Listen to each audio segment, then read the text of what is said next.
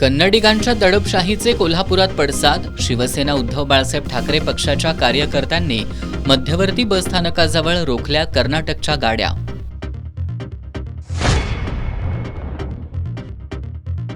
दोनवडे बालिंगा दरम्यानचा नवा पूल पावसाळ्यापूर्वी पूर्ण होण्याची शक्यता कमीच.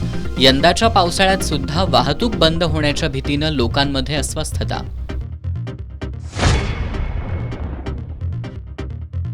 बोंद्रेनगरमधील प्रधानमंत्री आवास योजनेतील घरकुलांची आमदार सतेज पाटील यांनी केली पाहणी. पाहणीवेळी लाभार्थ्यांनी घरकुलांचं स्वप्न साकारल्याबद्दल आमदार सतेज पाटील यांचे मानले आभार. नियमित कर्ज परतफेड करणारे शेतकरी अजूनही अनुदानाच्या प्रतीक्षेत. आणखी एका कर्जमाफीच्या चर्चेनं सहकारी सेवा संस्थांच्या वसुलीवर परिणाम.